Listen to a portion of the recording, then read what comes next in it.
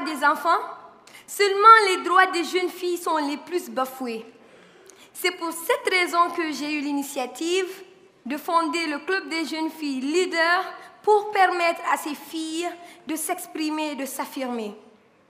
Depuis toute petite, mon rêve est de devenir une avocate pour défendre les droits des enfants, mais aussi les droits des jeunes filles. Si je suis là aujourd'hui devant vous, c'est pour porter la voix des sans-voix de mon pays, mais aussi du continent africain. En Guinée, 97% des femmes ont été données en mariage avant l'âge de 18 ans. Malgré tous les efforts fournis par les acteurs de défense des droits de l'enfant, malgré la ratification de la Convention relative aux droits des enfants, aujourd'hui le résultat reste le même. Si le mariage des enfants persiste en Guinée, c'est parce que la loi n'est pas appliquée et cette même loi n'est pas connue.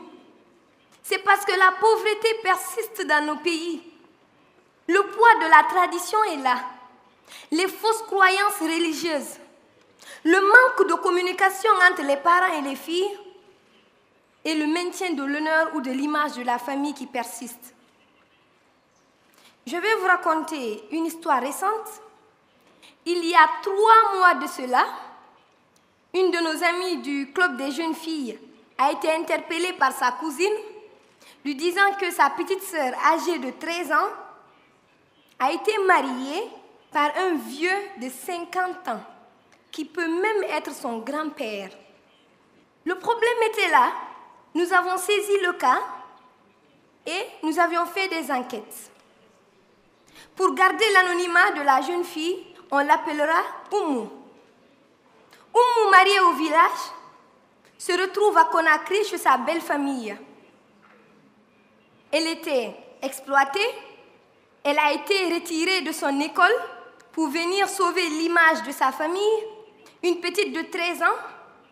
Après discussion entre nous et la belle famille de la petite, nous avons su que le cas était encore beaucoup plus compliqué. Parce que cette petite fille en question ne devait pas être là. Elle est à la place de sa grande sœur qui a refusé le mariage parce qu'elle devait avoir 2 coépouses et elle devait être la 3e femme de ce vieux. Nous avons pu sensibiliser la famille et ils ont compris, ils ont accepté, ils se sont engagés à ce que cette petite fille continue les études, mais aussi à ce qu'elle reste chez sa belle famille jusqu'à ce qu'elle ait l'âge de se marier, jusqu'à ce qu'elle soit prête d'avoir une relation conjugale avec son époux. C'est pour vous dire que le mariage des enfants a des conséquences énormes sur la santé de la jeune fille. Quand cette jeune fille n'est pas prête mentalement ni physiquement à recevoir un homme, pourquoi forcer la situation? Cette petite fille, innocente, va abandonner son avenir parce qu'elle ne sera plus à l'école. Savez-vous que le mariage des enfants pour lequel je me bats tous les jours, contre lequel je milite, est interdit par la loi guinéenne? Le Code de l'enfant stipule que il n'est en aucun cas permis de donner un enfant en mariage. Nous avons le Code pénal de 2016 qui pénalise toute forme de mariage d'enfants. Mais c'est seulement en 2017, tout dernièrement, que 2 pères de famille ont été condamnés parce qu'ils ont donné leur petite fille en mariage. En Guinée, nous avons fait beaucoup de choses parce que nous avons lancé la campagne nationale de lutte contre le mariage des enfants sous l'égide du président de la République, qui est d'ailleurs le président de l'Union africaine. Le Parlement des enfants que je préside a mis en place des antennes à l'intérieur du pays, des antennes du club, pour faciliter la communication entre nos filles et pour trouver des solutions à nos problèmes. Autour d'une table ronde, les panélistes étaient là. C'étaient les religieux, qui sont d'ailleurs accusés, Nous avions eu les autorités, la justice, nous-mêmes les jeunes filles qui sommes les victimes du mariage des enfants, et nous avons discuté sur la thématique du mariage et sur comment éradiquer ce mariage dans nos pays. Aujourd'hui, je veux d'une Afrique où on ne parle plus de mariage d'enfants. Je veux d'une Afrique émancipée. Je veux d'une Afrique où les jeunes filles sont protégées contre les mutilations génitales. Je veux d'une Afrique où tous les enfants ont accès à l'éducation.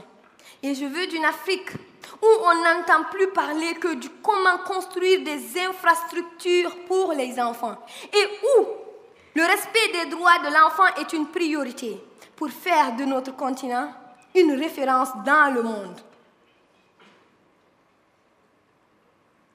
Notre participation est certes importante, mais la prise en compte de nos propositions est encore mieux. Depuis fort longtemps, nous célébrons la Journée mondiale des droits de l'enfant. Nous faisons des discours dans lesquels nous disons non au mariage des enfants, non à la violence basée sur le genre, non à l'exploitation des enfants. Nos cris de cœur sont écoutés, mais est-ce que notre voix est entendue? On se pose la question. Oui, nous sommes l'avenir de demain. Mais acceptez de changer votre façon de comprendre les enfants. Acceptez de changer votre façon d'agir envers les enfants. Moi, Hadja Idrissa Ba, enfant de la Guinée et du continent africain, je veux qu'à la sortie de cette conférence, que chacun de nous agisse pour avoir une Afrique meilleure. Je veux que chacun de nous agisse pour qu'ensemble qu'on réalise l'Afrique que nous voulons. Je termine par vous citer la phrase célèbre de mon père qui dit « Au lieu de mobiliser des ressources pour ton enfant, au lieu de mobiliser des voitures ou des belles maisons pour ton enfant, accepte de lui donner une bonne éducation, accepte d'investir en lui pour que demain qu'il ait le double de cette richesse. This is the Africa I dream of. This is the Africa I stand for. And this is the Africa I want for the future. Thank you very much.